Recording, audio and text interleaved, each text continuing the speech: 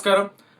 మన ప్రియతమ నాయకుడు గౌరవ ప్రధాని నరేంద్ర మోడీ గారు ఏదైతే 33% మహిళలకు చట్టసభల్లో స్థానం కల్పించే చట్టం తీసుకొచ్చారో, సో దాని మీద ఈ ఏప్రిల్ 16, 17, 18 తేదీల్లో చర్చకు కూడా పార్లమెంట్లో బిల్లు ప్రవేశపెట్టడం జరిగింది.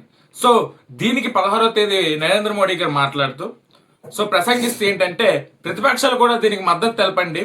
సో మేము దీన్ని క్రెడిట్ వాడుకోము, మీరే దీన్ని దీన్నే మీరు ప్రమోషన్ గా వాడుకోండి అని ప్రధానమంత్రి గారు చెప్పారు.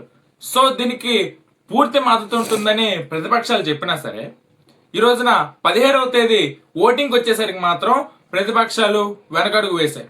సో ఈ రోజున మహిళా రిజర్వేషన్లు గత 25 ఏళ్లుగా పోస్ట్ పోన్ అవుతూనే ఉన్నాయి, కానీ ఒక చారిత్రాత్మక ఘట్టానికి మాత్రం వచ్చేసరికి మాత్రం ప్రతిపక్షాలు ఈ రోజున కాంగ్రెస్ కానీ దాని తర్వాత ఇండియా కూటమి పార్టీలు ఏవైతే ఉన్నాయో దానికి వ్యతిరేకంగా ఓటేయడం జరిగింది. సో దీనికి వాళ్ళు చెప్పే కారణం ఏంటంటే, ఏదైతే నియోజకవర్గాల పునర్విభజన చట్టం ఉందో సో దాన్ని మీరు అటాచ్ చేసి తీసుకురావడం వల్ల మేము అపోజ్ చేసాం తప్ప ఇంకే ఉద్దేశం కాదంటున్నారు. సో ఈ రోజున దాని మీద కూడా స్పష్టత ఇచ్చారు మన కేంద్ర హోంశాఖ మంత్రి వర్యులు గౌరవనీయులు మన అమిత్ షా గారు కూడా మాట్లాడుతూ నిన్న 17వ తేదీ.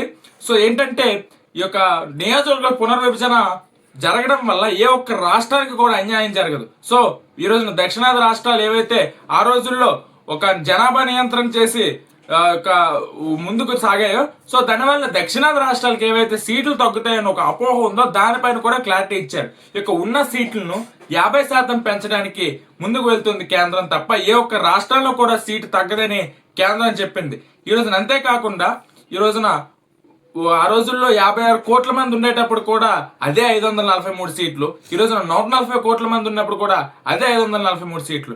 సో దీనివల్ల ఏంటంటే ప్రతినిధులు తగ్గారు, ప్రజలు పెరిగారు. సో ప్రజా సమస్యల పైన పార్లమెంట్ లో గలవెత్తడానికి ఒక అవకాశం అనేది తగ్గింది. సో విషయాలన్నింటినీ కూడా చేసుకుంటూ డీలిమిటైజేషన్ కూడా ఏ ఒక్కరికి అన్యాయం జరగదని కేంద్రాన్ని చెప్పినా సరే దీన్ని కూడా వ్యతిరేకించారు.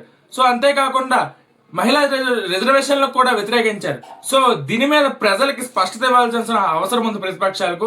ఏది ఏమైనా సరే ప్రీతం నాయకుడు నరేంద్ర మోడీ గారి యొక్క ఆశయం ఏదైతుందో 2029లో మహిళలకు చట్టసభలో స్థానం కల్పించాలని ఆ యొక్క ఆలోచనకి ప్రతిపక్షాలు ఈ రోజున వెనకడుగు వేయడం జరిగింది.